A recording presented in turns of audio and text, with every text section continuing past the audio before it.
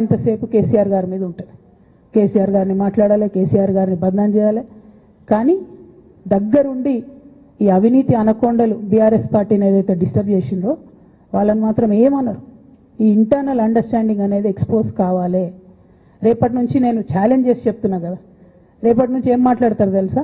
ఈ మొత్తం బ్యాచ్లన్నిటికీ social media బ్యాచ్లు ఉన్నాయి. వీళ్ళందరికీ బాగా చాలా చాలా బ్యాచ్లు ఉన్నాయి. వాళ్ళంతా రేపటి నుంచి ఏమంటారు? నన్ను ఒకళ్ళు బీజేపీ ఆపరేట్ చేస్తుందంటారు, ఒకళ్ళు కాంగ్రెస్ ఆపరేట్ చేస్తుందంటారు, ఒకళ్ళు రేవంత్ రెడ్డి చెప్తే మాట్లాడుతుందంటారు, ఇంకోళ్ళు బండి సంజయ్ చెప్తే మాట్లాడుతుందంటారు. ఖబర్దార్ బిడ్డ, నేను ఎవరు చెప్తే ఆడేటటువంటి తోలుబొమ్మని కాదు. నాది నాది నాది నాది కేసీఆర్ బ్లడ్, నాది తెలంగాణ బ్లడ్. ఇండిపెండెంట్గా నేను అనుకున్న విషయాన్ని చెప్తున్నాను. దానికి పొలిటికల్గా ఇబ్బంది అయినా, కష్టమైనా, నష్టమైనా నేనే భరిస్తా. కానీ దేవుళ్ళ లాంటి మా నాన్నను ఇవాళ సిబిఐ ఎంక్వైరీ చేసిండ్రంటే కడుపు రగులుకపోతా ఉంది ఒక బిడ్డగా. అందుకే చెప్తున్నా, ఇన్ని రోజులు చెప్పలే. ఆ మధ్యలో పోయినసారి నా కొడుకు గ్రాడ్యుయేట్ అయినప్పుడు వచ్చినప్పుడు నేను మా నాన్నకు రాసుకున్న లెటర్ లీక్ చేస్తే కూడా ఆ 70, 80, 90 రోజుల నాకు నరకం చూపిస్తున్నారు. ప్రతిరోజు సోషల్ మీడియాలో ఇష్టం వచ్చినట్టు రాపిస్తున్నారు. ఎప్పుడు వీళ్ళ పేర్లు తీసుకోలే, ఇష్టం వచ్చినట్టు ప్రెస్ వాళ్ళకు మాట్లాడుతూ చాలా విషయాలు చెప్తున్నారు. ఎప్పుడు వాళ్ళ పేర్లు తీసుకోలే. ఇలా తీసుకుంటున్నా, ఎందుకంటే విషయం నాది కాదు. ఇది తెలంగాణ పరువు ప్రతిష్టకు సంబంధించిన విషయం. ఇలా దేశంలో ఏ మూలకు పోయినా, ఎక్కడికి పోయినా కేసీఆర్ అంటే ఒక మహానాయకుడు, త్యాగం చేసిన నాయకుడు అని చెప్పి మాట్లాడతారు. రేపటి నుంచి ఏం మాట్లాడతారు? సిబిఐ ఎంక్వైరీ చేస్తే ఏం మాట్లాడతారు? కేసీఆర్ అంటే సిబిఐ కేసు అంటారు. మా నాన్న పరువు పోతే నాకా బాధ, మీకా? మీకు పైసలు కావాలి కదా, మీకు పేరుతోనేం పని?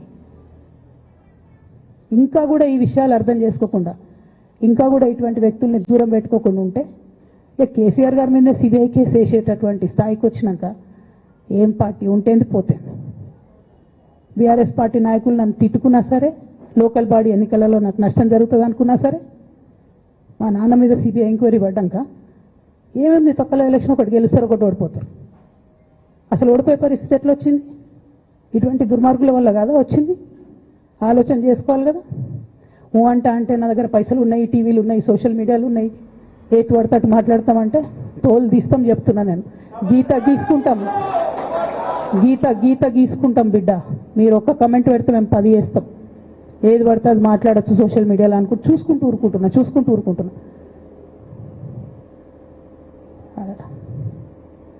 పెద్ద సార్ దగ్గరకు వచ్చినాక ఇక కాంప్రమైజ్ అయ్యేది ఏం లేదు. ఘోష్ కమిషన్ వేసిన రోజే నేను చెప్పిన, ఎందుకు రియాక్ట్ కాలేదు పార్టీ అని అడిగిన ఆ రోజునే. నిన్న సిబిఐ ఎంక్వైరీ చేస్తున్నా అని రేవంత్ రెడ్డి గారు అసెంబ్లీలో చెప్తే తెలంగాణ బంద్ ఖాళీ వద్దా, బగ్గు మనొద్దా? తెలంగాణ ఎట్లా మాట్లాడతారు? నిజంగానే మనిషి అవినీతి అయితే, నిజంగానే మనిషి డబ్బులు తినోడైతే వేరు మాట. ఆయనకు తిండి మీద కూడా ధ్యాస ఉండదా బాబు? తెలంగాణ అదే పిచ్చి. అట్లాంటి మనిషిని పట్టుకొని ఇవాళ ఏది పడితే అది మాట్లాడితే కూడా రియాక్ట్ కాకపోవడం చాలా దారుణం, చాలా దారుణం. నేను దీన్ని తీవ్రంగా ఖండిస్తున్నా. At the same time Congress government PC Ghosh commission వేసిండ్రు. రెండేళ్ల నుంచి టైంపాస్ చేస్తారు. ఆ కమిషన్ రిపోర్ట్ వచ్చింది. ఆ రిపోర్ట్ నిన్న అసెంబ్లీలో పెట్టిండ్రు. ఇంకా దానికి ఏం లేదు, దానిలోకి ఏం చర్యలు తీసుకుంటారో చెప్పారు, ఏం చేస్తారో చెప్పారు. తక్కువ మంది సిబిఐకి ఇచ్చేస్తారు. అంటే ఇది ప్రీ ప్లాన్డ్, ప్రీ మెడిటేటెడ్, ఖచ్చితంగా కేసీఆర్ గారి ప్రతిష్ట దెబ్బతీయాలనేటటువంటి ప్రీ మెడిటేటెడ్ అటాక్ తప్పితే ఇంకోటి కాదు. ఇన్ని ఏజెన్సీస్ ఉన్నాయి రాష్ట్ర ప్రభుత్వంలో. మీ ఏసీబీకే దొరికింది కదా ఇదే కాళేశ్వరంలో అవినీతి తిమంగళాలు. ఏమైంది అది? ఏమైంది? ఆ రిపోర్ట్ ఏమైంది? వాళ్ళ మీద చర్యలు ఏమైనాయి? దాని కంక్లూజన్ ఏంది? ఒక్క చిన్న ఎంక్వైరీ కూడా ఇప్పటివరకు కంక్లూడ్ చేయలేదు కాంగ్రెస్ గవర్నమెంట్. ప్రచారం ఎక్కువ, పని తక్కువ. ఎప్పుడైనా మీ తప్పిదాలు బయటపడుతున్నాయి అనుకుంటే, ఎప్పుడన్నా ప్రజలు తిరగబడతారు అనుకుంటే వెంటనే ఒక రిపోర్ట్ వేయాలి, వెంటనే కేసీఆర్ మీద ఒక ఆరోపణ చేయాలి. ఇప్పటికి కూడా రేవంత్ రెడ్డి గారికి కేసీఆర్